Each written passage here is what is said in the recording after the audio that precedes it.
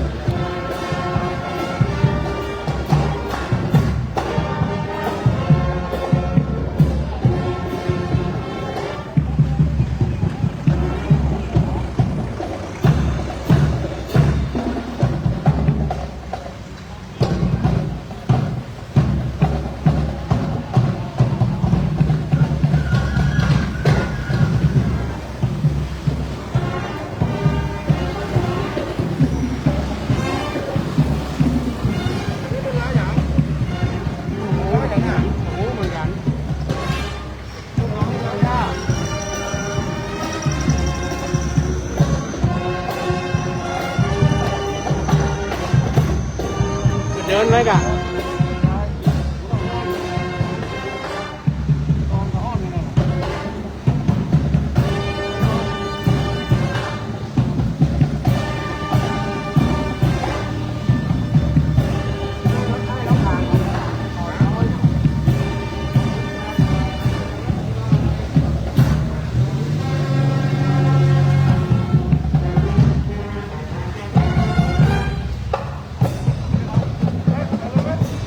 เดินนะลูกเดินเลย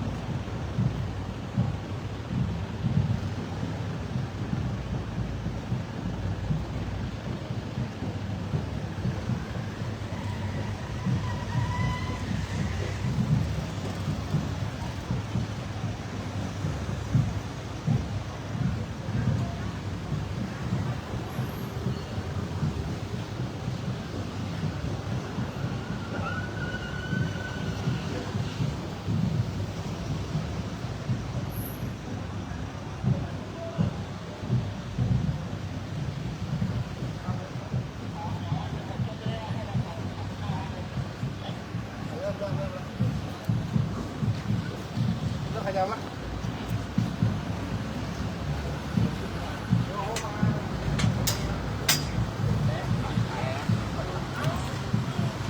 มาเลยผมขยับเลยเขาเดินตามเองจับตะวันไปด้วยขยับมาเลย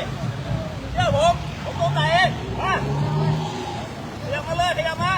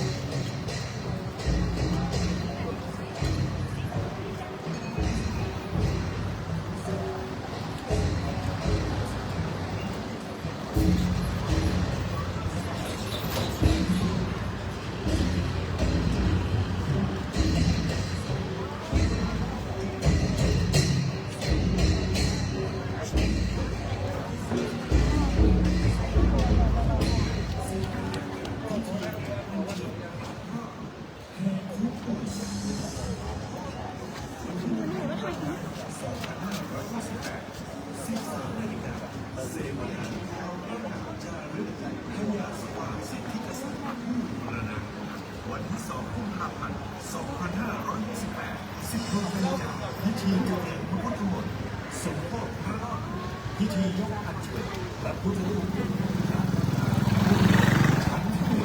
19 นาฬิกาชมการแสดงโขนกิจกรรมในงานพิธีใส่ขันดอกบูชาการสลับลำพูชมนิทรรศการรักรอบการแสดง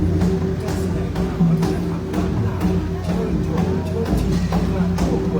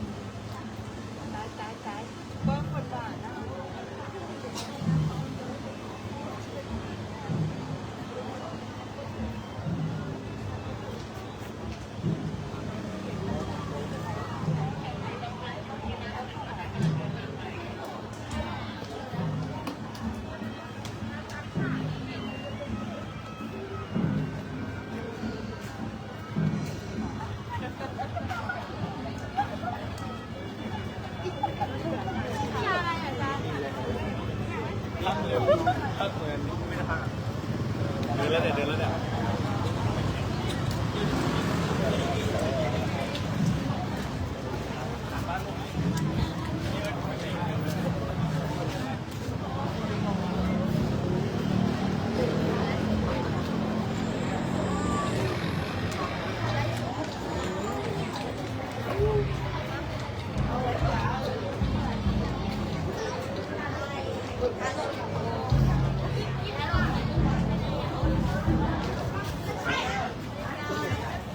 เดินไปเดินเขาบอกอยู่ที่ประเด็น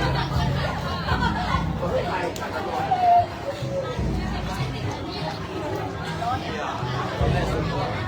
น้ำกับเจ้า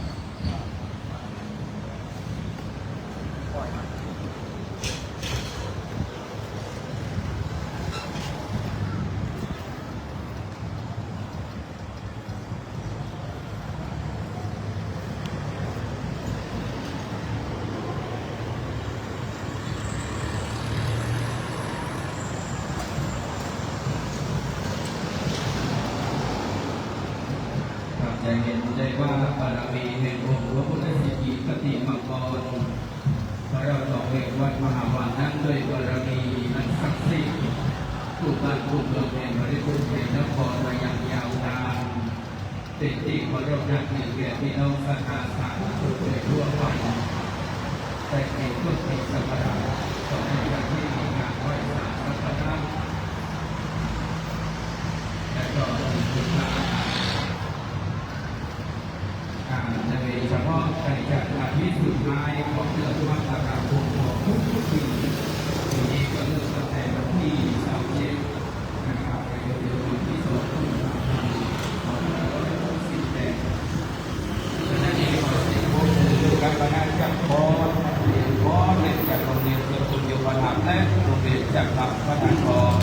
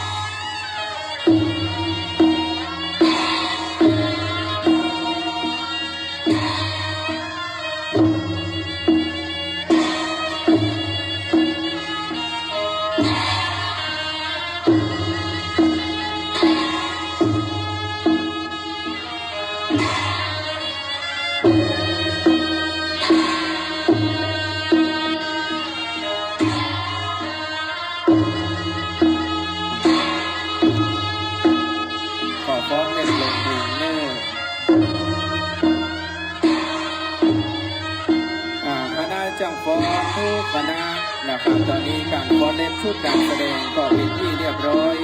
ขอคณะครูบาอาจารย์แต่ละโรงเรียนได้แยกย้ายนักเรียนเข้าจุดรับรองเพราะว่าในขณะนี้ขบวนเครื่องสักการะได้ที่ตามนะครับ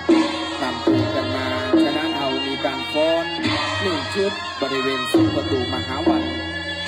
และด้านหน้าวัดเป็นที่เรียบร้อย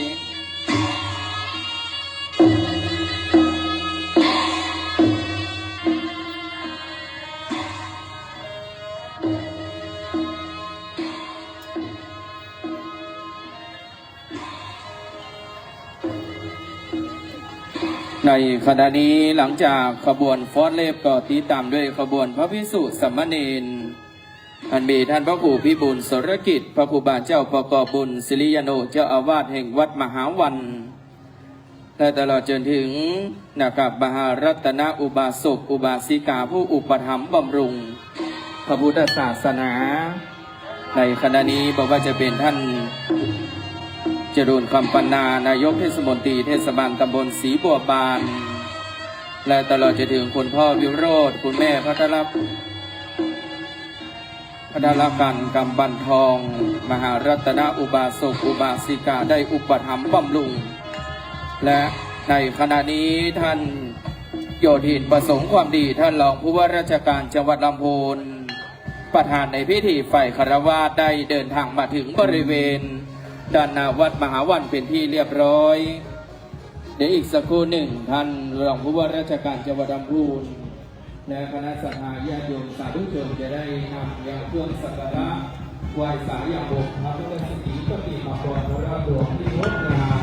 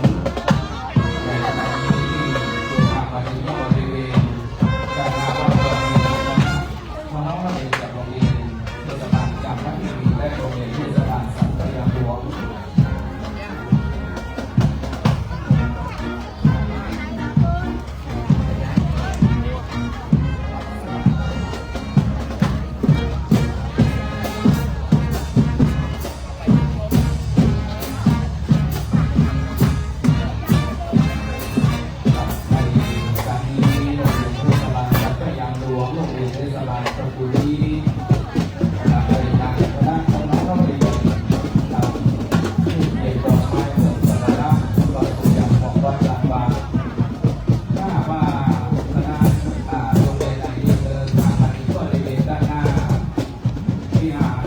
วัดมหาวันเป็นที่เรียบร้อยก็เรียนแบบการเอาอย่างใสในขณะนี้ก็เป็นการโดยโรงเรียนมงคลวิทยาจังหวัดลำพูนเรียนรู้กันอย่างมีความสุขรู้ตัวเองได้ใช้ชีวิตอย่างมีคุณภาพวันนี้โรงเรียนมงคลวิทยา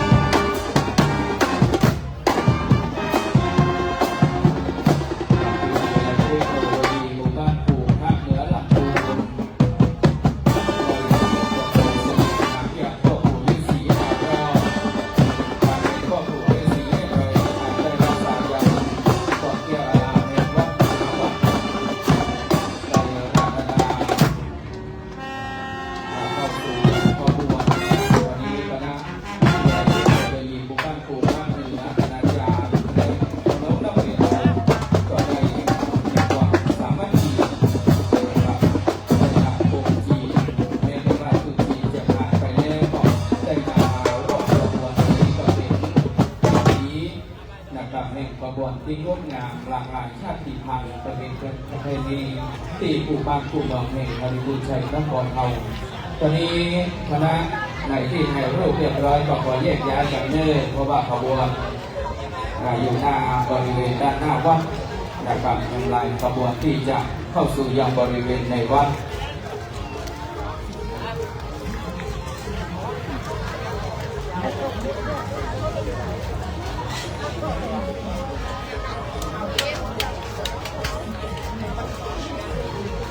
ฝากขอเสียงปรบมือขอบคุณคณะวงโยธวาทิตโรงเรียนเมธีวุฒิกร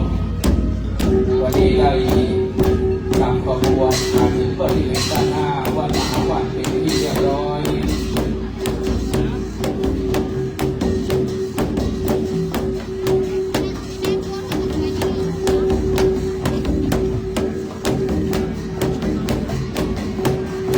ขบวน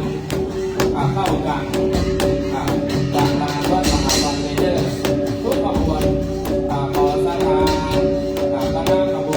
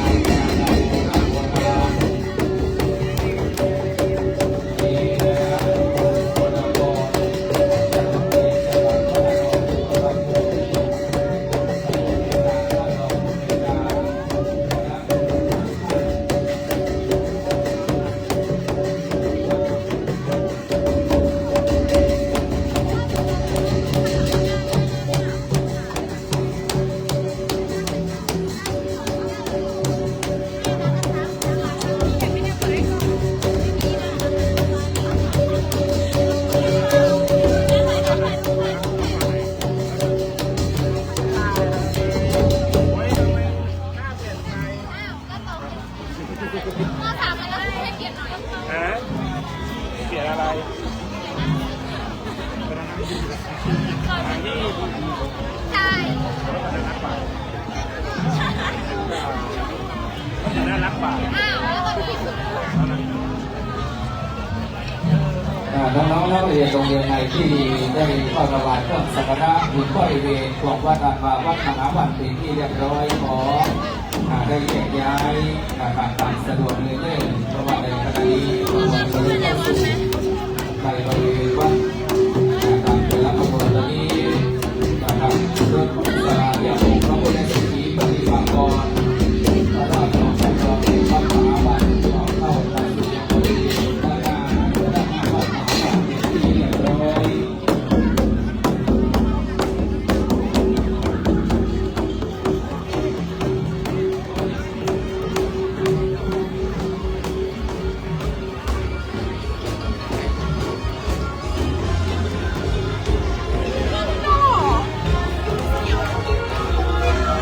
ทางด้านหน้าขยับไปเลยเนอร์ด้านหน้าขบวนเดินหน้าเลย โรงเรียนจากคำพระนาทรลำพูน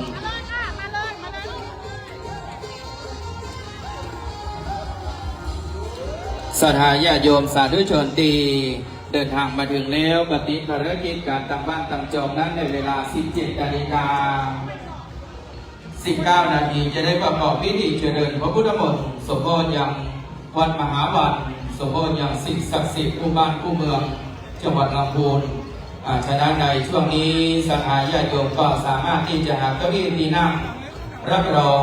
ทั้งสองฝากฝั่งบริเวณด้านข้างวิหารหลวงเก้าอี้รับรองสีแดงของสถาสาธุชนโดยทั่วไปในการนี้ท่านโยธินประสงค์ความดีท่านรองผู้ว่าราชการจังหวัดลำพูนได้ให้เกียรติเดินทางเป็นประธานในพิธีฝ่ายคารวะเดินทางมาถึงเป็นที่เรียบร้อยและตลอดจนถึงท่านนายกเทศมนตรี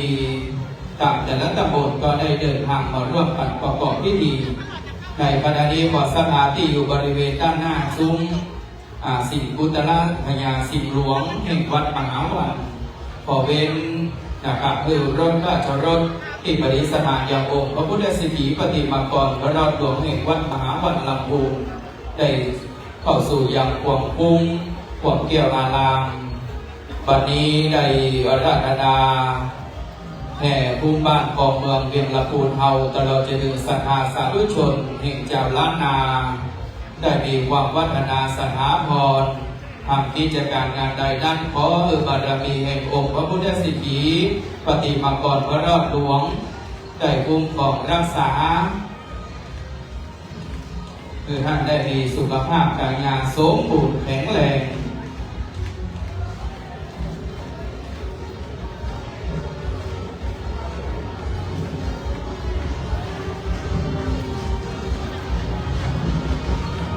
ขบวนเข้ามาเลยครับเข้าหลังเลยไล่เข้าหลังเลยครับขบวนเข้าหลังแล้วเลือดเป็นขบวนเข้ามาเลยไล่ขบวนขับติดตามโดยคณะของนักเรียนโรงเรียนส่วนบุญโยปถัมภ์ลำพูนคณะแห่วงล้านนาและเครื่องสักการะองค์พระรอดหลวงแห่งวัดมหาวัน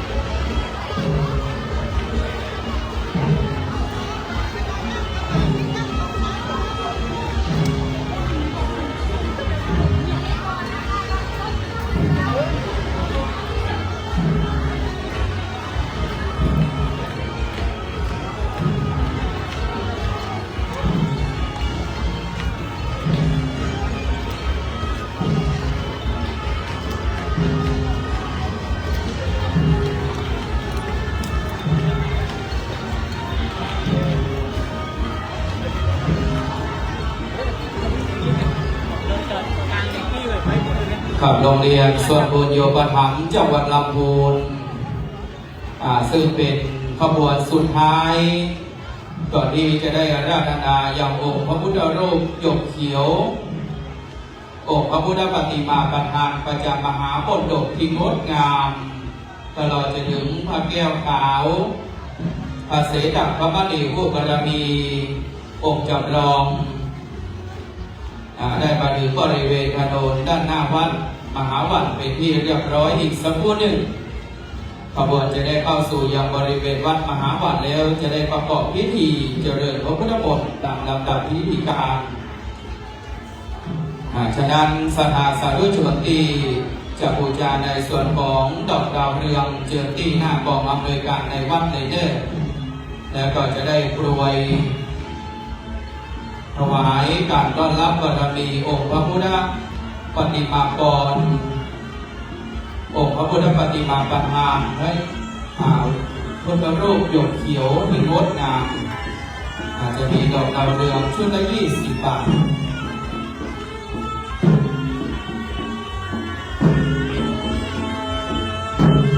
ขบวนเคลื่อนเข้าไปในเนื้อ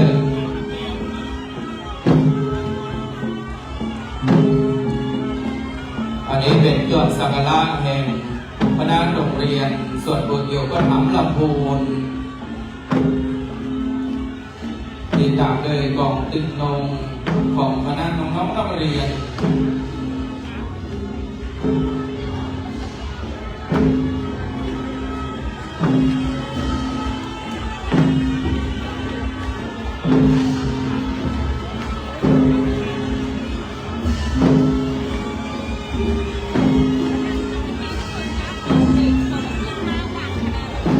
วันนี้เป็นขบวนสุดท้าย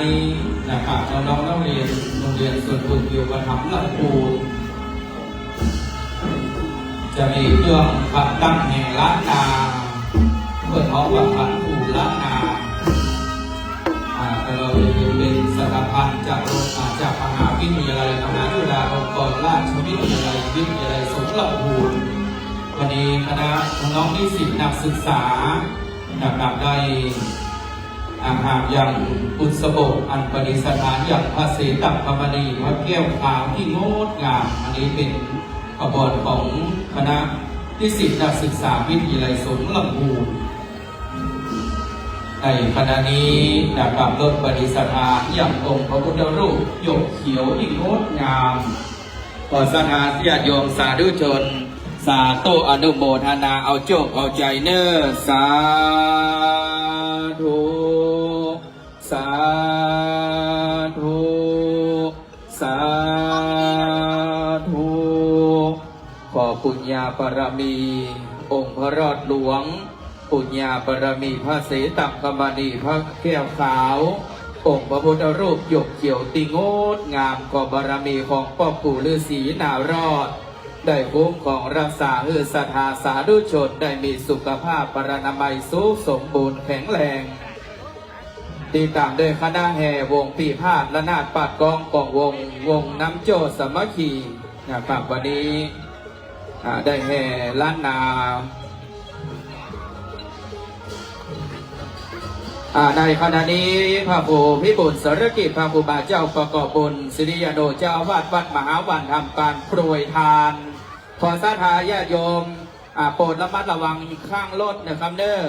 ขอออกห่างรถสักน้อยเพราะว่าศรัทธาญาติโยมแบ่งสรรปันส่วนกันไปเด้อ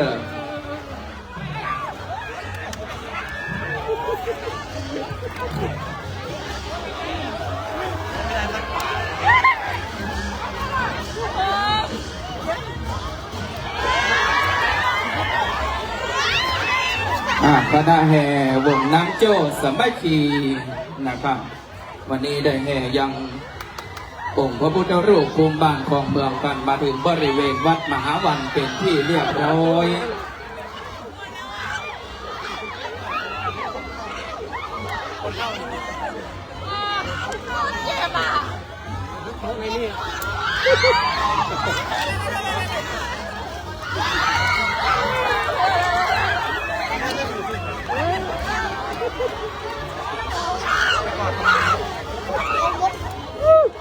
วันนี้ด้วยบารมีแห่งองค์พระรอดหลวงลำพูน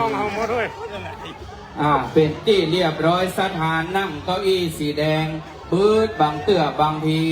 หลังจากประกอบพิธีครูบาจะโปรยแห่มรอบเน้อฝั่งปีกบ้านพื้นจอมตังเตื้อขอได้ร่วมกันประกอบพิธีในคณะนี้จะเป็นพิธีอันศักดิ์สิทธิ์ยิ่งในคณะนี้ขอเรียนขอมอบหน้าที่ให้ท่านอาจารย์กรินทร์พวกอินแสงได้เข้าสู่การลำดับพิธีการที่จะได้ประกอบพิธีในโอกาสยามเย็นวันนี้ตามลำดับสืบต่อไปเน้อ เดี๋ยว โอโม่พระพิธีกรประจำจังหวัดลำพูนได้ประกาศประชาสัมพันธ์กล่าวร่ำขบวนที่ได้เคลื่อนขบวนเข้ามาสู่ในพิธีการของวัดมหาวัน ซึ่งในภาคตอนเย็นวันนี้ 17 นาฬิกา 9 นาทีอีกสักครู่หนึ่งจะได้ร้องนำเข้าสู่พิธีการวันนี้การแห่อัญเชิญองค์พระพุทธสิขีปฏิมากรพระรอดหลวงได้ประดิษฐานตั้งไว้ภายในวัดมหาวันเรียบร้อยองค์พระหยกเขียวพระพุทธปฏิมากรประธานประจำมหามณฑปได้เคลื่อนเข้ามาพระบรมราชานุสาวรีย์พระแม่เจ้าจามเทวีปฐมวีรกษัตริย์ศรีนฤทธิ์บุญชัยก็ได้เคลื่อนเข้ามาด้านในเป็นที่เรียบร้อยพร้อมกันนั้นก็จะได้มีการอัญเชิญพระเสตังคมณีพระแก้วขาวจำลองได้เข้าสู่มณฑลพิธีซึ่งในวันนี้ตรงกับเดือน5เหนือขึ้น3 ค่ำพระว่ามาตรงกับวันศุกร์ที่ 31 ของเดือนมกราคมพุทธศักราช 2568 ได้เรียนมาบรรจบครบรอบอีกวาระหนึ่งในการวันนี้อันดับแรกในเคารพเบื้องต้นก็ขอกราบนมัสการถวายความเคารพซึ่งพระรัตนตรัย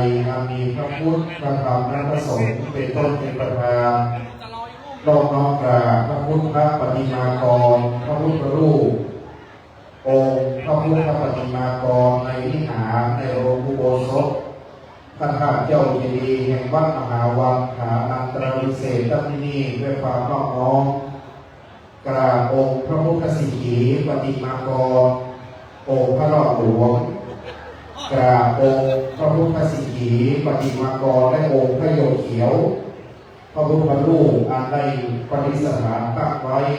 บนรถบุษบกและพระเสตังคมณีถวายความเคารพพระเดชพระคุณหลวงพ่อและเจ้าคุณพระเทพรัตนนายกเจ้าคณะจังหวัดลำพูนเจ้าว่าพระพระธาตุนฤทธิ์บุญชัยวรมหาวิหารวันนี้ขอพระเดชสงฆ์นะครับนิมนต์พระสงฆ์พระเถรานุเถระเจ้าคณะพระสังฆธิการได้ขึ้นนั่งเทียบอาสงฆ์ตามลำดับซึ่งในขณะนี้เดี๋ยวเราจะได้ทำการสมโภชวันนี้ขบวนแห่อย่างยิ่งใหญ่รอบภูเมืองลำพูนถึง 5,000 กว่าคนได้เดินขบวนเจ้าฟ้อน700 กว่าชีวิตเจ้าฟ้อนลูกหลานเยาวชนสาวงามลำพูนเจ้าฟ้อนได้ทำการฟ้อนสมโภชที่สี่แยกประตูมหาวันได้ทำการฟ้อนถวายเป็นพุทธบูชาเป็นขบวนฟ้อนที่ยิ่งใหญ่จากนั้นในส่วนของตำบลต่างๆได้แห่เครื่องสักการะวันนี้เป็นวันแห่และเป็นวันสมโภชวันที่1เราจัดงานทั้งหมดอยู่3 วันด้วยกันนะครับคือ31 มกราคม 1 กุมภาพันธ์และ2 กุมภาพันธ์วันที่2จะเป็นวันสุดท้ายที่เราจะประกอบพิธีดังนั้นวันนี้เป็นวันลำดับที่1นะครับ31 มกราคมเป็นวันแห่วันสมโภชวันฉลองดังนั้นจึงได้จัดกระบวนอย่างยิ่งใหญ่และงดงามเรียกว่าอาลีนักประเพณีพระรอดหลวงมหาวันลำพูนวันนี้ได้แห่พระโยกเขียวเป็นพระพุทธปฏิมากรประจำมหามณฑป1ในประวัติศาสตร์และในตอนนี้ด้านบนเชิญหัวหน้าส่วนราชการได้ขึ้นมานั่งด้านบนได้เก้าอี้สีแดงขอเชิญศรัทธาประชาชน สาธุชนผู้ท่านผู้คนนะครับเข้านั่งที่เก้าอี้รับรองและวันนี้เราจะได้น้อมเข้าสู่พิธีการสำคัญจะได้เริ่มประกอบพิธีอันศักดิ์สิทธิ์จะได้น้อมนำเข้าสู่การสมโภชดังนั้นตอนนี้ศรัทธาประชาชน 5,000 กว่าท่านได้เข้ามาที่รับรองเพื่อจะได้เตรียมความพร้อมดังนั้นผู้สูงผู้ประการจะได้เตรียมเข้าสู่พิธีการดังนั้นนิมนต์คณะสงฆ์นั่งเทียบอาศัยครับซึ่งในการนี้เราได้เตรียมเข้าสู่พิธีการสำคัญตอนนี้ได้ประชุมก็ได้ประชุมพระเทศพระธรรมนิโยมที่เราตั้งใจว่าคือที่เราว่าพระธรรมนิโยมไทยเราต้องการพัฒนาในเวลาเทียบอาศัยน้อยวันนี้ท่านโยมทีมสุขความดีท่านรองผู้ว่าการจังหวัดลำพูนพร้อมด้วยคณะกระทรวงการศึกษาวันนี้มีพระนายกผู้บริหารผู้บริหารคุณแม่อนุดีสิริพระโสภาคุณแม่นิชาสิริพระโสภาวันนี้ในนามของเมืองลำพูนท่านผู้ปกครองใจสองนายอำเภอเมืองลำพูนจังหวัดลำพูนท่านสิริพระโสภาในนามท่านรองประธานจังหวัดลำพูนวันนี้ท่านผู้บริการสถานท่านผู้บริการของสำนักงานพุทธศาสนาจังหวัดลำพูนคณะผู้นำวันนี้ท่านโอรุคำประนาพร้อมด้วยคณะแล้วก็คณะสาธุชนคณะผู้มีเกียรติหัวหน้าส่วนคณะทั้งหมดวันนี้เป็นวันแรกเป็นวันที่หนึ่งในการฉลองสมโภชเรียกว่าการเจริญพระพุทธมนต์เป็นเบื้องต้นพรุ่งนี้เป็นวันที่สองของการทำงานก็บ่าย4 โมงพรุ่งนี้จะพัก4 งานทุกประการกิจอุทิศถวายบูชาพระอาจารย์และบุญพการมีชนวันที่สองเป็นวันอาทิตย์เรามีจะทำพิธียกองค์พระโอษฐ์เขียวขึ้นประดิษฐานเป็นผู้รูปธรรมดาจะจำมหาโมโหในรอบมหาลำพูนอันยิ่งใหญ่แต่ในการนี้พิธีที่11:9 นาทีจะได้น้อมนำเข้าสู่พิธีตามกำหนดการดังนั้นวันนี้นักผู้สูงได้เตรียมพร้อม5,000 กว่าท่านเต็มคือเมืองลำพูนวันนี้เป็นประวัติศาสตร์อันยิ่งใหญ่ได้มีการเมอัญเชิญพระพุทธรูปหยกเขียวหนึ่งพระพุทธสิขีประติมากรอีกหนึ่งและพระเศษฐาพระมีพระแก้วขาวจำลองอีกหนึ่งและมีพระบรมราชานุสาวรีย์พระแม่เจ้าจามเทวีพระผงพระวีรกษัตริย์ศรีอริยชัยได้เชิญอัญเชิญเสด็จเข้าสู่ประตูเมืองทางประตูมหาราชูประตูและเข้าสู่หัวแก้วมหาทางพวกงานที่เกิดขึ้นครับและวันนี้ผู้ส่วนผู้ประการนำเป็นมาแล้วน้อมนำเข้าสู่พิธีการเป็นมหามงคลผู้ยกมงคลอันประเสริฐได้บังเกิดในการสมโภชเอาพิธี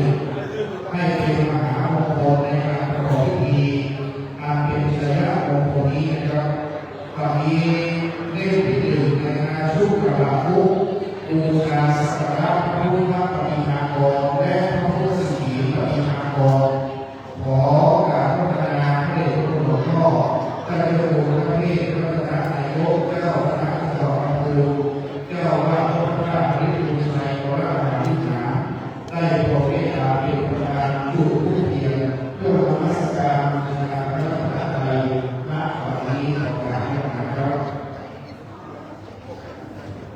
สาธุชนน้องท่านผู้ถือครับวันนี้ท่านเป็นผู้เป็นพระราชาคณะ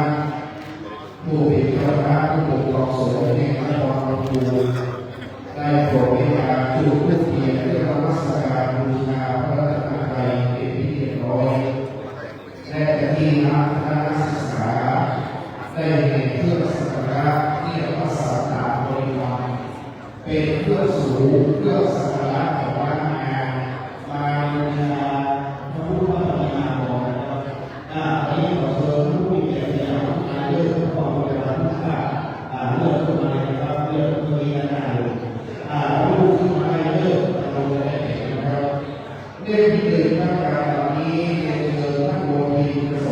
ดีท่านรองผู้ว่าราชการจังหวัดลำพูนให้เกียรติจุดเทียนพระมหามงคลเทพเกียรตินะครับสาธุชนน้องที่ปฏิหารทำจิตให้ใสทำแต่ดีบารมีจะมาเกิดครับ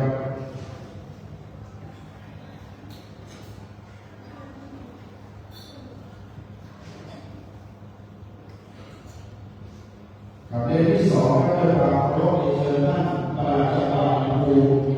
น้อมนำอธิษฐานนะครับด้วยความเคารพวันนี้ท่านประหลัดจังหวัดลำพูนได้เกียรติบอกว่าวันนี้ด้วยความเคารพในท่านผู้นำหัวหน้าส่วนราชการได้น้อมนำอธิษฐานครับเรื่องที่สองผู้ที่ห้าผู้ชมเรื่องที่สามในการวันนี้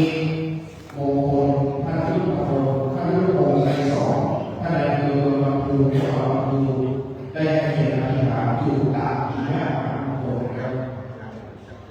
เป็นผู้โดนมงคลอันประเสริฐชัยมงคลวันรับเลิกจะมาเกิดขึ้นในการสมโภชวันที่หนึ่ง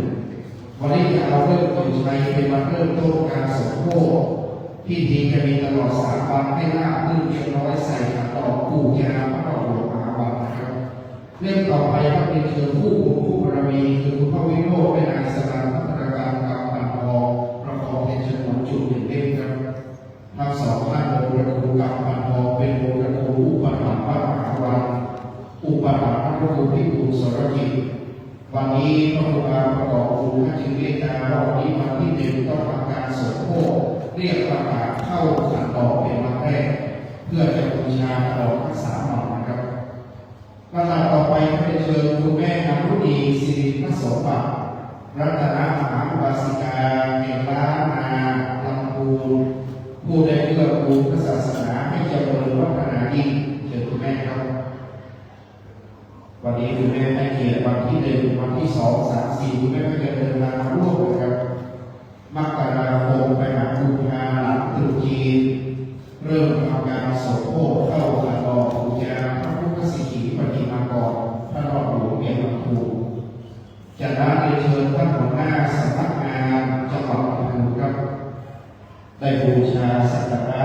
น้อมนำบูชาพระบรมจาเทียน2 หน้าพระเจ้าและจากนั้นด้วยความเคารพครับได้เชิญท่านศึกษาธิการจังหวัดลำพูนการศึกษาธิการจังหวัดลำพูนได้น้อมสักการะ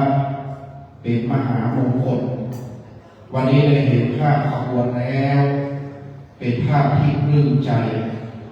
เป็นภาพประวัติศาสตร์ของตึ้งลงของจุลพระรอดกองของทุกอย่างได้ทำการเป็นมหรสพบรรเลงเฉลิมฉลองท่านพระครูบาประกอบบุญท่านใส่ใจท่านเกื้อกูลตามมงคลนามพระครูบาประกอบบุญจึงได้ประกอบขึ้นเป็นผลบุญหนุนนำน้อมนำประเพณีพระรอด2568อย่างยิ่งใหญ่จากนั้นจะเป็นการจุดเทียนที่ขันสาขอน้ำพระพุทธมนต์ประเคนผ่านน้ำมนต์และประเคนขันขอศีลกระผมได้เชิญท่านสิริรัตน์โอภาสท่านวัฒนธรรมจังหวัดลำพูนได้มีเกียรติน้อมนำบูชาเทียนน้ำมนต์ด้านหน้าอาสมเบื้องซ้ายเป็นลำดับต่อไปในเชิญท่านครับวันนี้เป็นวันมงคลลำดับที่1สาธุชนจะได้ร่วมกันน้อมรับความเป็นสัพพะสิริมงคลตลอดทั้ง3 วันนี้ขอพิธีราบรื่นเรียบร้อยกินตามเพื่อมีมารมาสูงขอเพื่อกินม่วนตามหวานกินหอมตามต้องบ้านเมืองลำพูนวัดมหาวันเข้าขันดอกบูชาพระรอดขอเพื่อเป็นมหาปากปอยมงคลที่ใหญ่ที่สุดเป็นที่โด่งดังเรื่องชื่อลือจาผ่านกฎไปภายหน้ามหามนลกหลังนี้จะเป็นประวัติศาสตร์ของโลกของล้านนาของตระกูลอริพุนชัยจะเป็นที่ยิ่งใหญ่ต่อจากนี้ไปอาจารย์พงเทพมนัสตรงด้วยความเคารพจะได้นำใบพระรับศีลน้อยหนึ่งจะได้เป็นมังกรมงคลอาจารย์เป็นผู้หลักผู้ใหญ่ขออาจารย์ได้บูชาไฟไหว้พระเป็นลำดับต่อไปครับครับเชิญทุกท่านได้พร้อมใจกันกล่าวคำบูชาพระรัตนตรัย สมาทานเวชศิลป์พร้อมกันนะครับอิมินาสการเรนะพุทธังปูเชมิอิมินาสการเรนะธัมมังปูเชมิอิมินาสการเรนะสังฆังปูเชมิอะระหังสัมมาสัมพุทโธภควาพุทธังภวันตังอภิวาเทสวากขาโตภควตาธัมโมธัมมังนัมสสามิสุปฏิปันโนภควโตสาวกสังโฆสังฆังนามามิมัจยังพันเตวิสุงรักขณันทายาติสระเนนะสหปัญจศีลานิยาจามาตุติยัมปิมัจยังพันเตวิสุงรักขณันทายาติสระเนนะสหปัญจศีลานิยาจามาตาติยัมปิมัจยังพันเตวิสุงรักขณันทายาติสระเนนะสหปัญจศีลานิยาจามานะโมตัสสะภะคะวะโตอะระหะโตสัมมาสัมพุทธัสสะนะโมตัสสะภะคะวะโตอะระหะโตสัมมาสัมพุทธัสสะนะโมตัสสะภะคะวะโตอะระหะโตสัมมาสัมพุทธัสสะนะโมตัสสะภะคะวะโตอะระหะโตสัมมาสัมพุทธัสสะนะโมตัสสะภะคะวะโตอะระหะโตสัมมาสัมพุทธัสสะนะโมตัสสะภะคะวะโตอะระหะโตสัมมาสัมพุทธัสสะพุทธังสรณังกัจฉามิธัมมังสรณังกัจฉามิสังฆังสรณังกัจฉามิตุติยัมปิพุทธังสรณังกัจฉามิตุติยัมปิธัมมังสรณังกัจฉามิตุติยัมปิสังฆังสรณังกัจฉามิตาติยัมปิพุทธังสรณังกัจฉามิตาติยัมปิธัมมังสรณังกัจฉามิตาติยัมปิสังฆังสรณังกัจฉามิ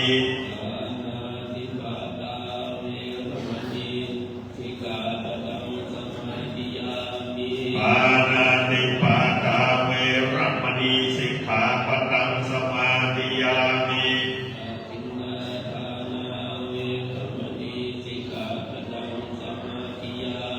อาทินนาทานาเวรมณีสิกขาปะทังสมาธิยามิ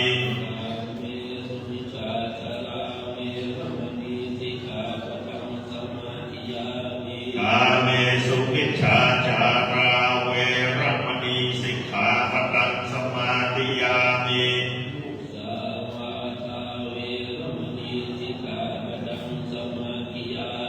มุสาวาทาเวรมณีสิกขาปะทังสมาธิยามิ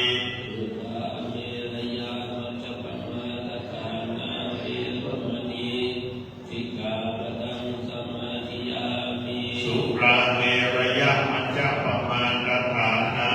เวรมณีสิกขาปะทังสมาธิยามิ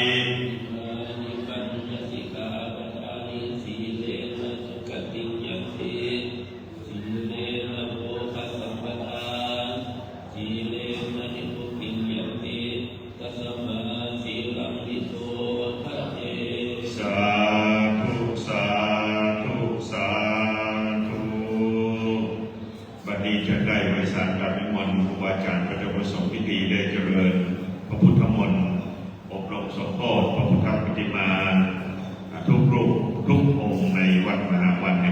นะครับขอทุกท่านตั้งจิตสดับประสงค์เจริญพุทธมนต์เป็นลำดับไปสักเกกาเมจารุเปหิสิภารันเตจันตริเกวิมาเนทีเปรันเทจัคาเมตรุวนาคาเนเกหะวัตถุวิเคเตภูมาจายันตุเตวาชนะตระวิสเมยะตะคันธปนาอาคารติทันตาสันติเกยังมุนิวรวจนังสาภะโวเมสุนันตุธรรมสวนาตาโรยัมปตันตาธรรมสวนาตาโรยัมปตันตาธรรมสวนาตาโรอายัมปตันตานะโมตัสสะภะคะวะโตอะระหะโตสัมมาสัมพุทธัสสะนะโมตัสสะภะคะวะโตอะระหะโตสัมมาสัมพุทธัสสะนะโมตัสสะภะคะวะโตอะระหะโตสัมมาสัมพุทธัสสะนังกัจฉามิธัมมังสรณังกัจฉามิสังฆังสรณังกัจฉามิทุติยัมปิพุทธังสรณังกัจฉามิทุติยัมปิธัมมังสรณังกัจฉามิทุติยัมปิสังฆังสรณังกัจฉามิตติยัมปิพุทธังสรณังกัจฉามิตติยัมปิธัมมังสรณังกัจฉามิตติยัมปิสังฆังสรณังกัจฉามิสรณะกัมมนังพระพุทธังนังรติสาวาลาลาคังโนตันนังกาโลนาเวโรเมตังกาโลมาหายาโสสานังกาโลโลกาเอโตติหังกาโลสุติกาโลโกระโยชนะภะโมโคมังกาโลโกเรสัสสะโมสุมาโนสุมาโนปิโลเอวะโตระปิวะธัมโมโสเวโตปุญญาสัมปันโนอาโนมาดาสิจาโนตาโมปะโตโลกาปัสโชโตนาลาโมวารัสสะระเมระตุโมตาโมสัตตาสาโรสุเมโตอาคาโมคาโลสุจาโตสัพพะโลกาโตเมยานาสินาราสะโภวะทานาสิกาโตเมโกธัมมาคาสิตาโมโลโตสิตาโตรัสสะโมโลเกเนโสจาวาระกัมปะโลปุโสจาวาระโตพุทโธเวปัสสิจา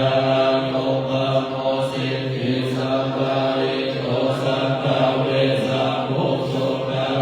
ยะโอนะโมสันโตสังฆาวะโอโกนะกัมมะโนรานัจจโอตัสสะโอเสเรสัมปันโนโกตัมโมสังฆายะอุคคาโมวะตาเวสักเกสังฆตายิเมปุตตะมาเอติตาตาตุนาปุณณสัมปันนาสัพพะโลกาภิโภวิตาเอเตตัสสะวะลาพุทธาพุทธัมมา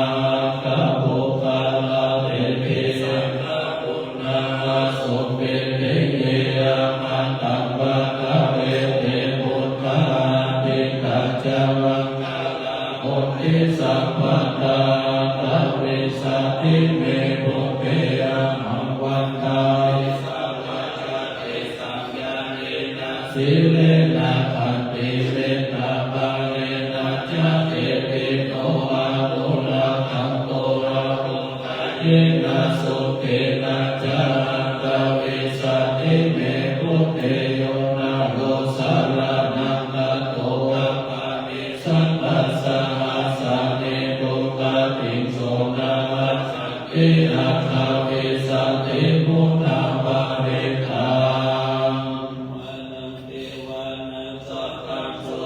จันตุมหาราชิกาเทวาสัตตมะโกสาเวสุจักขุมมหาราชิกานังเทวานังสัตตสุตตะรมติสาเทวาสัตตมะโกสาเวสุตะวะติสานาเว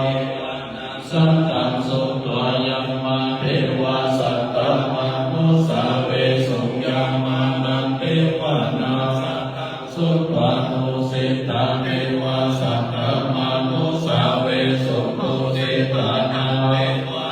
สัตตังสุตตะวิมานารันติเทวาสัตตมะโกสาเวสุริมาวัจตินังเทวานังสัตตังสุตตะภาลามิมิตาวาสาวัตถิเทวาสัตตมะโกสาเวสุภาลามิมิตาวาสาวัตถินังเทวานังสัตตังสุตตะธัมมังกายิกาเทวาสัตตมะโกสาเวสุเอตัมปังกวัตภาลานาสิยามิสิปัตตาเนมิขันตเยอนุตตรังจัมปัปปวาติตังอาภาติวาติยังสัมมาเนนาวานาวาเทเวมาวามาเรนาวาพระโมนาวาเทนาจิโลกัสสะมิติวิทิหาเนนาคเตนาโมโหเตนายวะพระมะโรกัสสะโตวะโมคาจิอายัญจา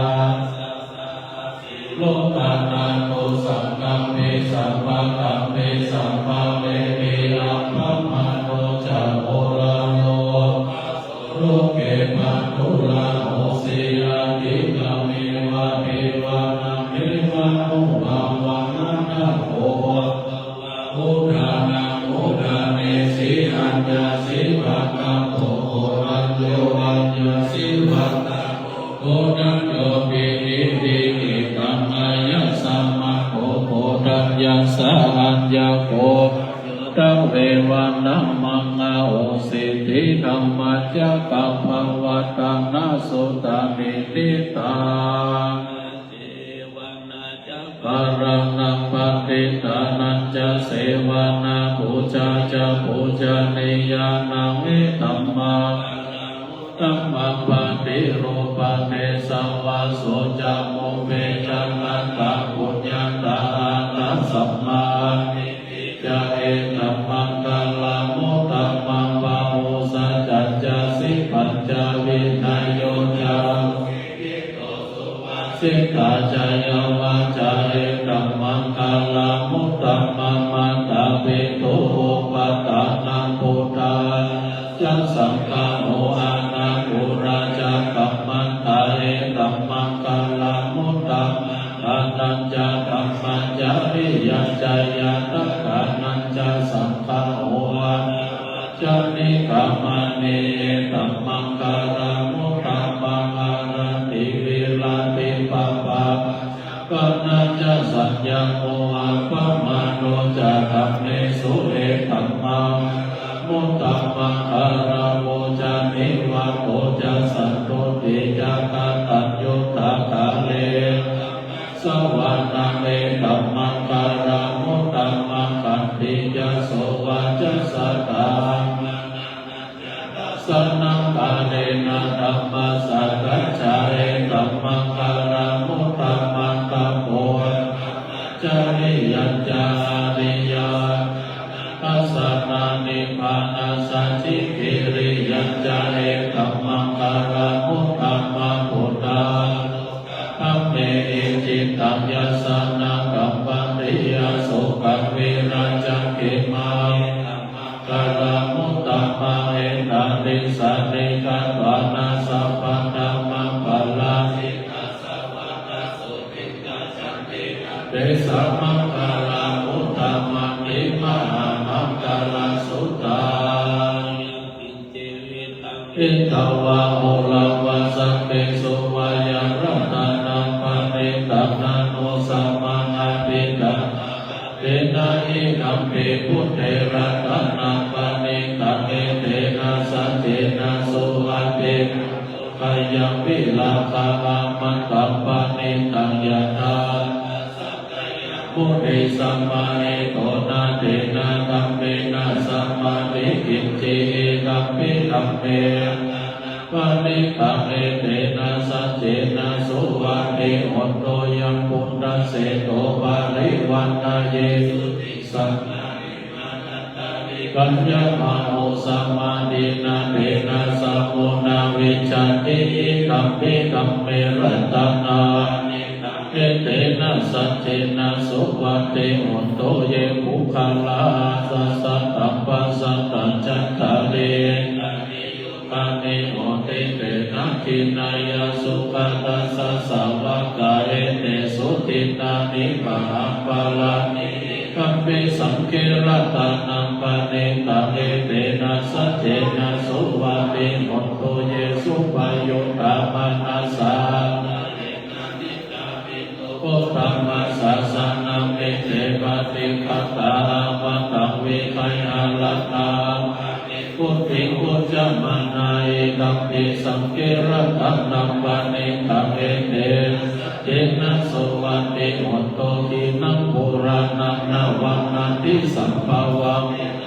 จิตตายานิเกภวัสสะนิเตกินาวิชาเวโรนานิปันเตมิรายะตายัมมาติโกเอกัมปิสังเคระตานังปะเนตังสัจเจนะสุวัตเตหุนโตยานินาภูตาเนสัมมาคัตตาเนภุมมานิวายาคาริเกตังอาหาตันเตวะมานุสัพโพจิตังปุรานามาสัมมาสุวัตเตหุนโตยานินาภูตาเนสัมมาคัตตาเนภุมมานิวายานิวาเทวมโนสัพโพจิตังธัมมานามาสัมมาสุวัตเตหุนโตยานินาภูตาเนสัมมาภุมมานิวายานิวาอันตริเกตะกะปะตังเทวมโนสัพโพจิตังสังฆาสุวัตเตหุนโตรัตนาสุตานิยวัตถพุสเลนะยัตถะสัตตัมปะตังอภิสัมเมจัสสัมโพสุจัสโสปัจโจจัสสัมโพโตอานาติมานิสาปะโลจาปะเกโตจัสสะลาหุกาโอติสันติตาริโยจานิปะโกจาโลโกเรสุอานาพุทธัสสะมัจจาริกิจเจเยนะวิญโยปาริอุปาวะตโยสุขิโนวะเกเมโนโหตุสัพเพสัตตาภวัตุสุขิตัตตายิกิเจปันนาโพธันตินัสสาวาอนาวาเสสะเดกวะเยมหันตวะมัจฉิมารัสสะกานุคาโรเยจานิกาเยจาโรเรวะสันติอาวิโกเรมุตตาวะสัมภเวสีวะสัพเพสัตตาตุสุขินาทานะปะโลภะลานิเวทนาติมาเจตากะตะจินังกิเจวายาโรสานังปะติกัสสะยานังยามายาจารุกามิสยาเอกพุทธมานุรักเขเอวะเมสัพพะพุทเทสุมานะสัมภวะเยอัมปะริมานังเมตัญจะสัพพะนิมมานะสัพพวะเยอัมปะริมานังอุทธังโลจาติริยัญจาสัมปตาสัมปตา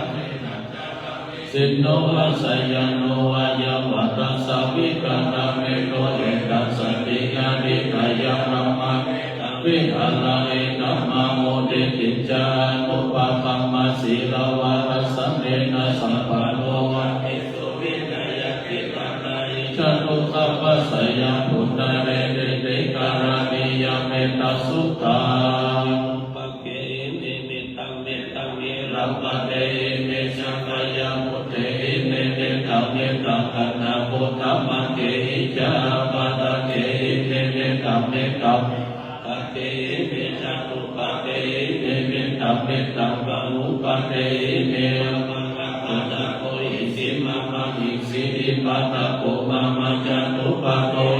มามาอิสิปะอุปโคสัพเพสัตตาสัพเพอัญญสัพเพพุทธาจันติวาราสัพเพปัตตาลานิปัสสันตุมาปิติปะปะมะกะมาปะมะโนอุโนอะปะมะโนธัมโมอะปะมะโนสังโฆปะมะนาวันนะเทสัพพะเนยะหิวิจิกัสสัตตวันติอุนานาริสระปุโมจิกะกะตะเมนะกะกะตะเมปะริตะปะติกะมันโตอุตตะนิโสอะนะโมภะคะวะโตนะโมสัจจะสัมมาสัมพุทธันติปัญญาปริตาปิโลกิติละโกโลสัจจะโสจยันตุระยะเดนะสัจเจนะกะตะมิสัจจะกิริยามะมุตตะละมะวะจิตตะธรรมะปะระสะริวะปุปะกิจิเตสัจจะวะละวัสสยสัจจะกิริยามะทัสสะหัมสัพเพปังกะระปะตะยะสัพพิวะตาวัจจานามะตาปิตาจเนกัมตาจัตตาเวนะปฏิกัมมัสสะสัจเจกเตปัจจาริโตสิกิวะเสสิโสรัสสะกริสาเนโอทังกัปปะวายะราสิกิสัจเจนะเมนะโพนังเตสัมเมสัจจะภารมิเตพุทธัสสะรัตตันตันตัมมังสังกัจจติกะโวปะยาวะสัพพิปันตะวะโรมาโสสุนาเยสัตติเตสัตตาสุเขนะรักขโตพุทธาสันติกาลาตุภะเกกังรักขิโตสันโตมุตโตสัพพะปะเยนะจะสัพพะโลกามินิมุตโตสัพพะสัตตาวัติโตสัพพะเวระมณีกันโตเวปุตโตจัตโตวังวะวะสัพพิติโยวิวัจจตุสัพพะโลกโควินัสสันตุมาเตภวัตวันตารายสุขิติกายุโกภวะอภิวาทนาสิริสัพพิกามุตตะวัจจายโตจัตตารโลธรรมวัฏันติอายุวันโตสุขังพลังตุนิมิตังภาวะมังคลังจโยจัมมานังโอสักขุนัสสะสะโตวะปังกะโลโตสุปินนาคัตตังมุทาอุปาเวนะวินัสสะวิโตยัตุติวิตังภาวะมังคลังจโยจัมมานังโอสักขุนัสสะสะโตวะปังกะโลโตสุปินนาคัตตังธัมมานุภาเวนะวินัสสะวิโตยัตุติวิตังภาวะมังคลังจโยจัมมานังโอสักขุนัสสะสะโตวะปังกะโลโตสุปินนาภาเวนะวินาศเมโตวะอุสาสัมมะเยเตเมตาสาวุตังตังวิเมกะระโหติตังโพรัสสะเสนามาลังกันาดิตัมมาวิจินาทิตาวะมุเตโตระเตระสาภวัตตุเตชยามังคารานิมาราติเรกามะเมโยจิตาสัพพะระติโกรามังคารวัตตมะคัมมะตัตตยะคัมพันติสุนันทวิจินาชิตาวะมุเมโตระเตจะสัพพะวันตุเตชยามังคารานินาราติเรกตันติอันตะโมตันตวัตเตจะกัมมัสสเนวะสุทาโรนันตเมตัมโพเสกวิจินาทิตาวะมุเมโตตันเตจะสัพพะวันตุเตชยามังคารานิอุปิตังกัมมะเตอันตสุทาโรนันตวันติโยโคเรมาลาวันตาเอเตเปสังกัตตมโนชิตาวะมุเมโตระเตจะสัพพะวันตุเตชยามังคารานิกันตวันละกัตตมุตตาลังอิวะคัมปิเนยะจิตจายะตุตาวัจจนังกายะมัจเจสเตนะโสมะวิจินาจิตาวะมุเมโตระเตจะสัพพะวันตุเตชยามังคารานิสัจจังวิหายามัติสังเกตุวัตตะเนโตปิตามานังอันติอัตตะมุตตังปัญญาปฏิวัจจะเตโตจิตาวะมุเมโตอันเตจะสัพพะวันตุเตชยามังคารานิปัญญาวุจกาวิปุตตมายิติมุเตระเนระวุจเกนะหัมมาปายันโตเอโตปะเตสะวิจิตนาจิตตวะมุเนโตตันเตสัพพะวันตุเตชยามังคารานิมุขานิวิมุจเกนะสุตตาสัพพิตานายานานาเรนาวิจินาจิตาวะมุเนโตระเตจะสัพพะวันตุเตชยามังคารานิสัพพิมุนัสยามังคาราตังกังกายโยวัจจโนนินาติเมสารเรมะตันเตวัฏเนกะเวทานิโยปัตตวานิโมปัสสุขังอเนกัมมายานาโรสัพพัญโยละกะรุติโกนะโ วิตายะสัมภวานินะโมเดปะวาระมิสัมมาปันโนสัมโมเดมุตตะมะเนเดนะสัจวัตตินะโกเตจยามังคารัญญะโกโมติยะปุริสัตยานานาติวัตโตวิจโยวิจยสุจยามังบาเลอาปาลาชิกาปาลาปิสิเสปะรามิปุคาเลอาภิเสกิสัมมาพุทธังนาคัปปะโสปะโมทะเตสุนัตตังสุมังคลังสุปะปะตังสุเมตังสุปันโนสุโกโตจะสุจิตังปัมมัจจาริสุปะระติกัมมายะปัมมังวัจจะปัมมังวะระตินาวะระตินามะโลกัมมังวะเดติเตวะระตินาวะระตินาเนกัปปะนาลาวะนะเทวะระติเนตัสสะสุขิตาวิโรนะหะโมทัสสะสะเนนะโลกาสุขิตาโอทัสสะสัพเพยะติติยะตัตตะโมทัตตะนะโมสัตตะโมตัปปังวะรามิตัเตวะมะโนสานะโมระเตเชนะโมเทนะนัสสะโตปัตตวะสัพเพทุกขาอุปาสัพเพตุเตสัพพะปะรัมมารัตนะโมสัตตะพุทธังมังวะลาปริลาโหวะสัมมานะนะมะเตเชนะสุทินานัสสะโตปัตตวะสัพเพปะยาอุปาสัพเพตุเตสัพพะตะสังฆารัตนะโมสัพพะพุทธังมังวะลานะโมนายังปะโหนายังสังฆเตเชนะสุทินานัสสะโตปัตตวะสัพเพโลกาอุปาสัพเพตุเตกิติมติติอุตยันติติลาวิเทวะปุณาปะเนเวตาปุญญาภิกาลัสสะสัพพันตารายานิวารานัสสะภะคะวะโตอะระหะโตสัมมาสัมพุทธัสสะนะวะติสัมมาปุริสรัตนานุภาเวนะสิตายานุปัญญชนะนุภาเวนะอุตตรัสสะธัมมังคานานุภาเวนะสัพพันตลักษิยานุภาเวนะเกตุปาลานุภาเวนะรัสสะปาราคิตาภาเวนะทัสสะอุปปารามิกานุภาเวนะทัสสะปารามัคคะปารามิกานุภาเวนะสีลสัมมาทิปัญญาภาเวนะพุทธานุภาเวนะธัมมานุภาเวนะสังฆานุภาเวนะเอจานุภาเวนะอิทาภาเวนะปารานุภาเวนะยะยะธัมมานุภาเวนะจัตุราสีวิสหัสสะธัมมาสัทธานุภาเวนะนวะโมพุทธะละธัมมานุภาเวนะอัตติธัมมังกานุภาเวนะอัตถสัมมาปัตติยานุภาเวนะสรปิญญานุภาเวนะจตุสัจจายานุภาเวนะรัสสะปรายานุภาเวนะสัพพัญญุตายานุภาเวนะเมตตากรุณาโมติตาอุเบกขานุภาเวนะสัพพะปาริตานุภาเวนะรัตตังตยะสัพพะนานุภาเวนะปุริยสัพพะโลกัสสุตุปัตตวะปัตโตมานัสสุปยสาวินาสัพพุสัพพะอันตรายาวิรินาสัพพุสัพพะสัตตปะปุริยสาเวนะทิกายุกาปุริยมัพพุสัพพะวะสาสัมมาปิโกโหตุสัพพะตาคัสสามหาสัมพุทธาละภะคะเทวตาสัตตะอุเทนะโลนะกันโต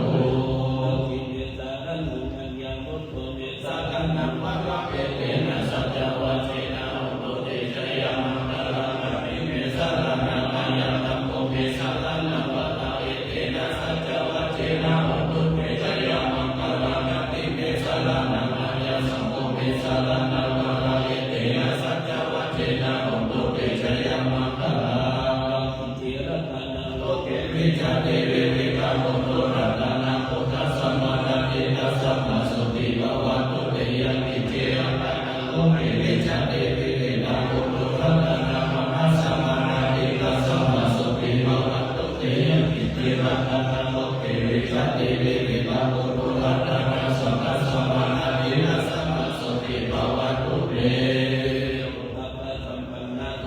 อามาสัมมาเอตัสสะโตสัพโพธิสัตว์โลกเทวะธรรมะเทวุจเรสันติปัฏฐาปัตตนาสันติปัฏฐาปัญจนามาตาวินาจานิรัตตาจัตตาเวนะปฏิกัมมา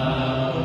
มังคลังธัมโมโตสัพพโตวิราตุตัมโมพุทธมังคลังมังคมัสสัพพะทุกขะพุทธเรธัมโมมังคลังสัมพุทโธตัมปิโตพุทธัสสะพุทธมังคลังมังคมัสสัพพะมยาธัมโมจเรสัมโฆมังคลังสัมพุทโธอภินโยอนุตตโรสัทธมังคลังมังคมัสสัพพะโลกาธัมโมจเรปัตต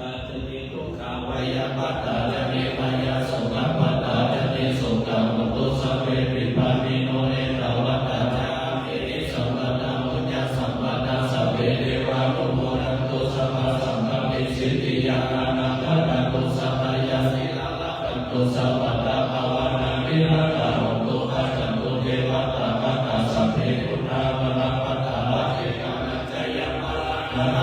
านัจจเตเชนะรัตมันตามิสัพพะโสพุทธานังวะโตสุตัสสะธัมมะเตสนะสุขัสสะมัสสะสัมมากิสัมมานานาตาโพโสโภหัตติโยสิโตจัมเยตัสสะมิเยโกตัปปะเตชะเยโนวิจัตตานาสัมปันโตโสสิโตเทวะมโนเสติวัตตปะเตนะติโจระเตมะปะเตจัมเยมาสันนะโตภะเตโยตัปปะเตชะเยตัปปะเตมะมโนวัตตะสัพพะมะโหระตังอุปตัปปะเตเตจัสสะกายะปะระมาลามัสสันตุติปะระมานังนังวิสัสสะปะระมายะเตนิพพานังปะระมังสุขัง สาธุสาธุสาธุปฏิวาจารย์พระเถระนุเถระพระประสงค์ได้โปรดเมตตาเจริญพุทธมนต์สมโภชพระพุทธปิฎาสารูปพระธาตุพระวรพระบาทพระธาตุเจดีย์ทุกระบบเป็นที่เรียบร้อยลำดับต่อไปเราจะได้สู่มาบรรดาเพื่อเป็นของกินของทานที่เราจะน้อมเวียนเกียรติทานเป็นของทานอันบริสุทธิ์สะอาดบุญกุศลที่เราได้พร้อมใจกันจะตั้งพร้อมในวันนี้จะได้มีสมบริสุทธิ์บริบูรณ์ตามที่ตั้งใจไว้ขอพี่น้องสักการะจงรักทั้งหลายได้พร้อมใจกันขอสมัยต่อๆนะครับวันตาลิสัพพะตายะวัตถุตานังสัพพะเมวัตโตสังฆะทัพเมพันเตสาธุโอกาสาคาแด่สัพพัญญะเครื่องบัวตาตั้งหลายมีมวลมาพร้อมตุภานานาสมณะสัทธาและมูลสัทธาภูพาตังหลายตั้งสองกันนักนาโพแห่งออกภายในนั้นมาเนดังประภูภิกขุสรกิจคุบาประกอบบุญสิริยานโนเจ้าอาวาสวัดมหาวันที่นี้เป็นเจ้าพร้อมด้วยอันเตวะสิบโยมเจ้าจุองค์คนภายนอกนั้นหมายมีศรัทธาสาธุชนพุทธบริษัทเอาเจ้าขาจุผู้จุคนจุใหญ่น้อยใจยิ่งได้ปากันสักนองคงควายลบแต่พ่อน้อมนำมายังไตเงาวัตถุตานาลายลาพร้อมผักเสียงจุอันยามเมื่อผู้ค้าทั้งหลายได้ช่วยกันตกแต่งสร้างตกแต่งงานตาตานหลอนได้ประมาตังพระมามีกายกรรมวจีกรรมมโนกรรมรัตราภิบูรณ์มีกิริยาวาจาก่อนิ่มนวลแข็งกระด้างและยำคางเตียวกายตีนมือใจก็สุภาพได้ขันนามจับจำของวันทำก็แล้วได้แผ่แผ่วเสียงแทงก็ยังแยงกำปากได้กล่าวกำร้ายอยากตึงตังปล่อยมือโทสะตะลำเข้ามันไกลเป็นไฟผู้ไม่เท่าเจ็บโมหะจริตเข้ามาคลอผู้ขาก็กลัวเสียยอดแห่งผลบุญจิตมาพิทูลกงกราบอันพิวาทกาเล่าโอขอสัพพะไทยะธรรมโมภายโปรดสัพพะโตผู้เป็นกรรมทั้งหลาย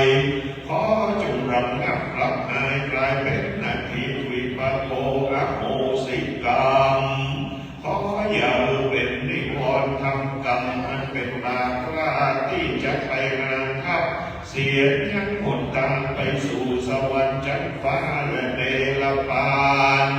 แก่สมณะศรัทธาและมูลศรัทธาผู้ขาทั้งหลายนั้นจุงจะมี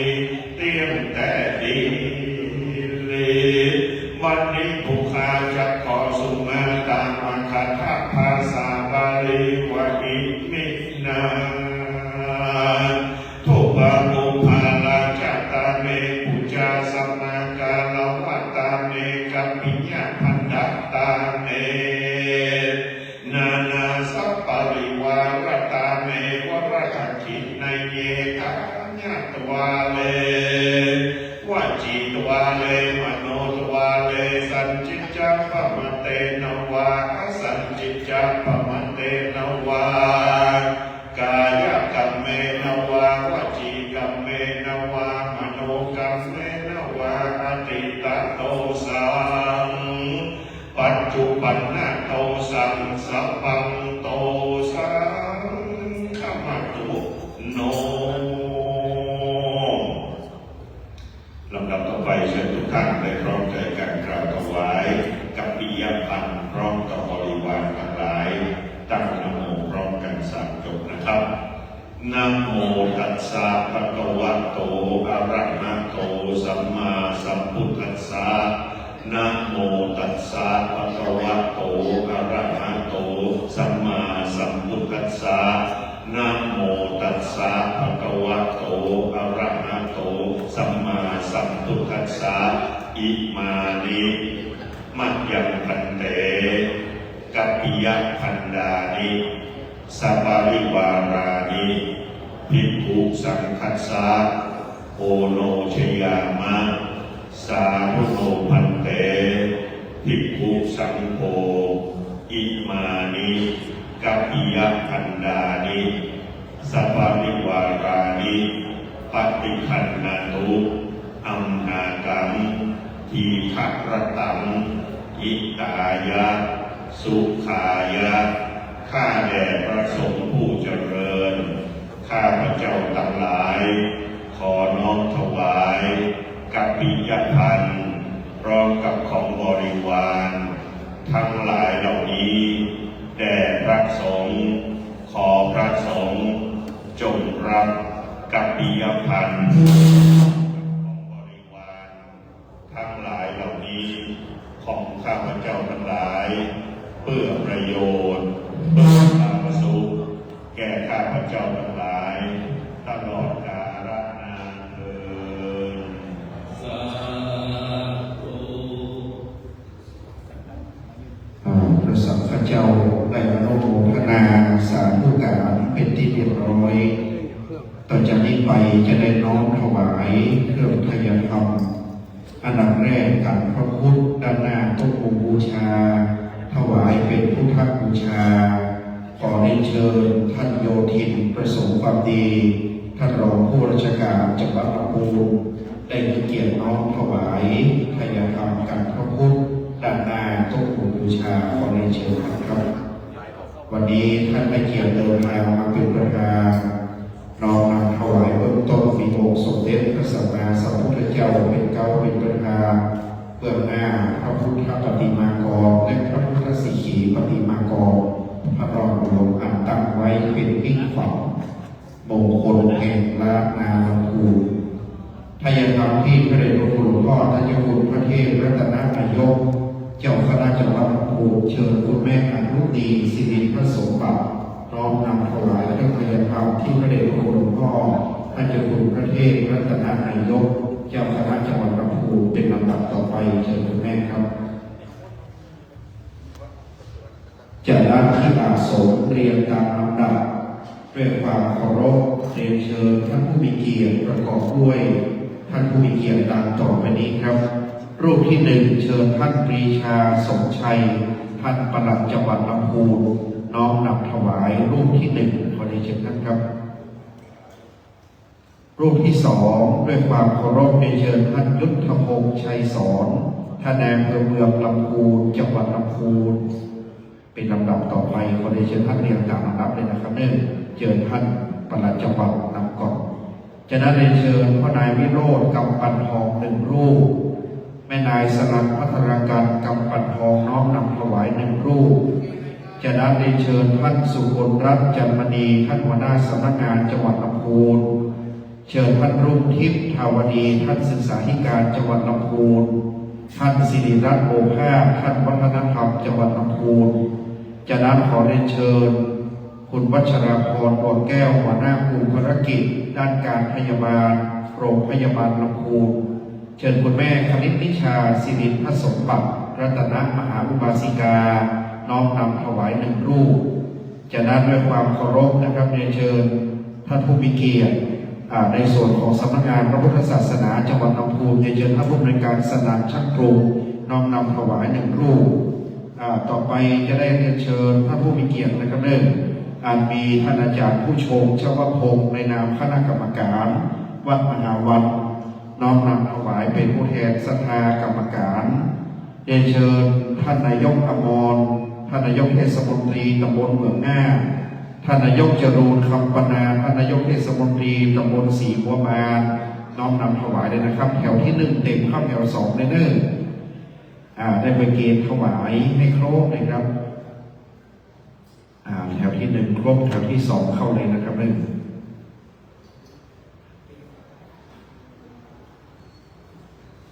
เจ้าหน้าที่ช่วยดูต่อไปคณะวายาวัจกรวัดมหาวันทุกท่านน้อมนำถวายแถวที่2คือครบเลยครับ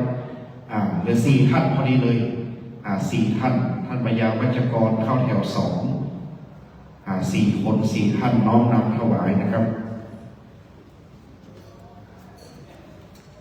เข้าถวายแถวที่2วันนี้การสมโภชในการจัดงานวันลำดับที่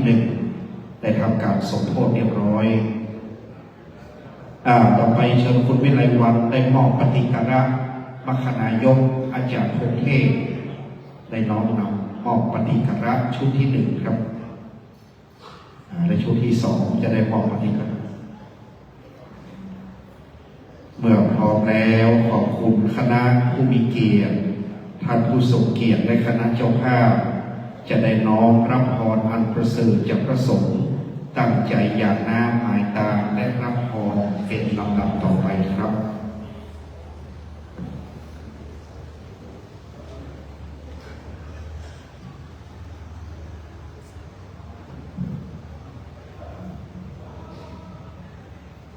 ยะถาวาริวหาปุราปริปุเรนติสาคารังเอวเมวะอิโตทินังเปตานังอุปกัปปติอิจิตังวะทิตังตุมหังคิปะเมวะจมิจตุสเปปุเรนตุสังกปาจันโทปนรโสยะถาวนิโชติรโสยะถาอิยติโยวิวัจจันตุสัพพะโรโควินาศโตมาเตภวัตวันตรายโยสุขิติขายุโกภวสัพพิติโยวิวัจจันตุสัพพะโรโควินาศตุมาเตภวัตวันตรายโยสุขิติขายุโกภวสัพพิติโยวิวัจจันตุสัพพะโรโควินาศตุมาเตภวัตวันตรายโยสุขิติขายุโกภวะอภิวาทนาสิริสเนจังโวทาปัจจายิโนจัตตารโอธรรมาวัฏันติอายุวันโนสุขังภารังตพุทธานุภาเวนัสสะภะธัมมานุภาเวนัสสะภะสังฆานุภาเวนะโพธรัตนังธัมมรัตนังสังฆรัตนังเตนะรัตนังอนุภาเวนะจตุราเสติสหัสสะธัมมาขันธานุภาเวนะปิตกัตตยานุภาเวนะจินาสาวกานุภาเวนะสัพเพเตโร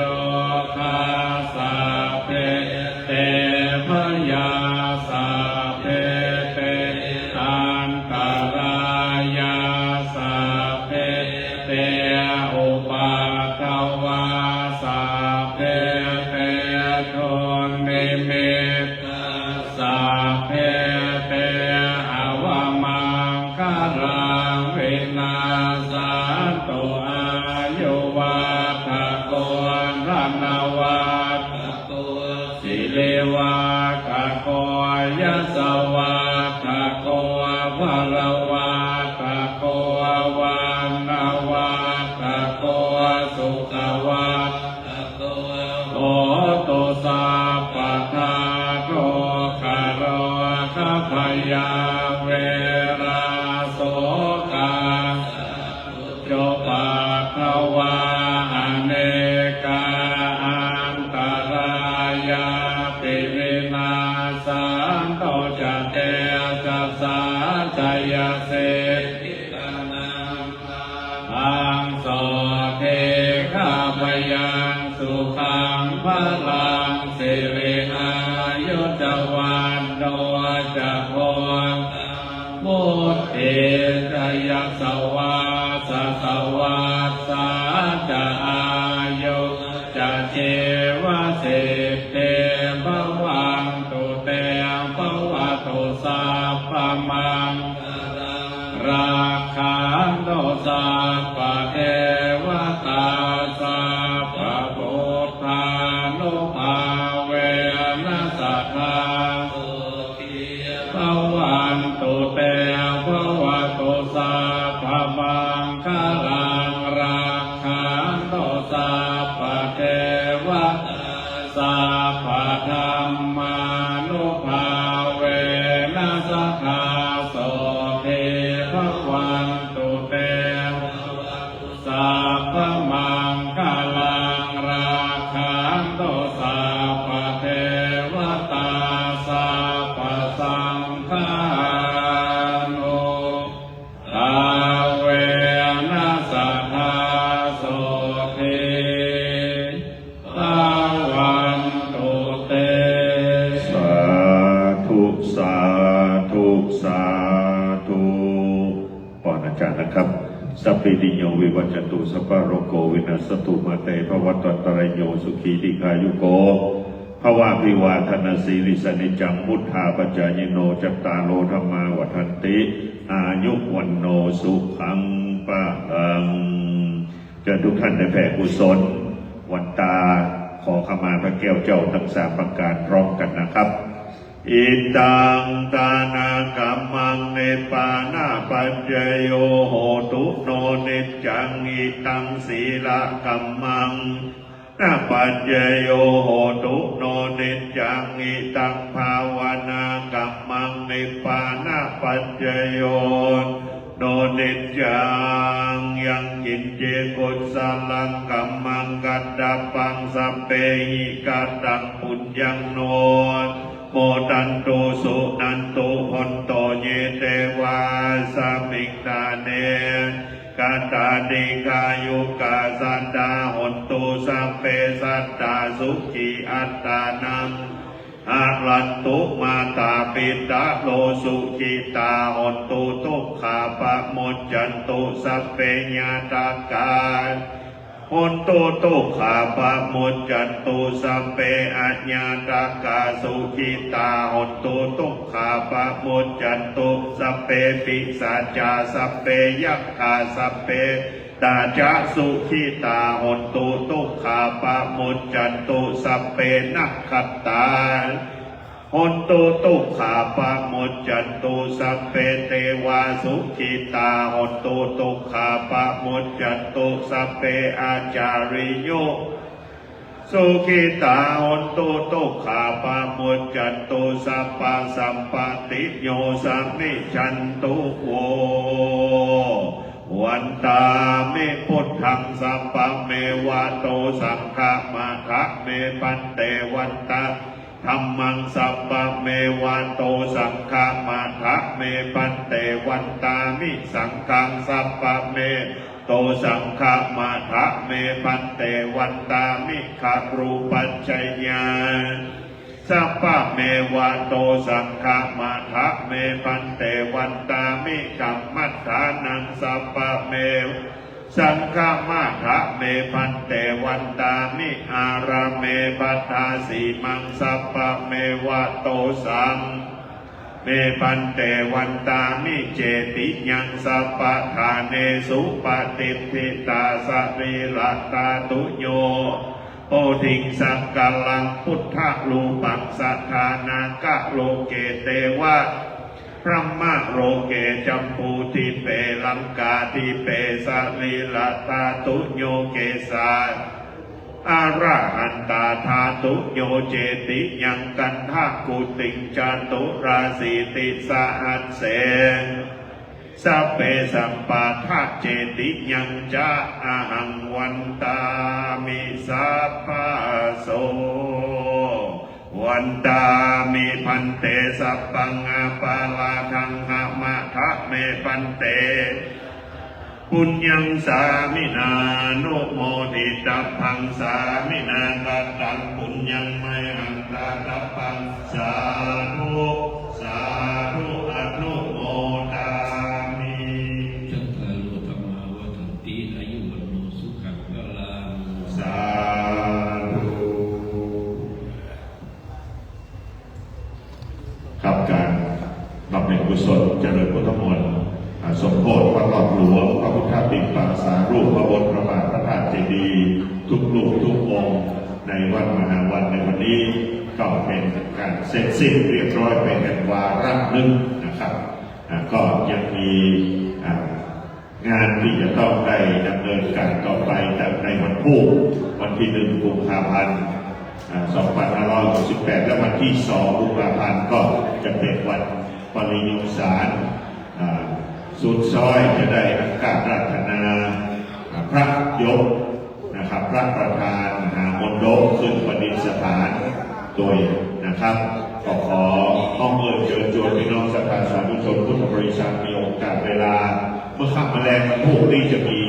พิธีทักษิณานุปทานทำบุญพิสาสนกุศลถวายแด่ครูอุปชาอาจารย์ผู้มีพระคุณต่อวัดมหาวันศรัทธา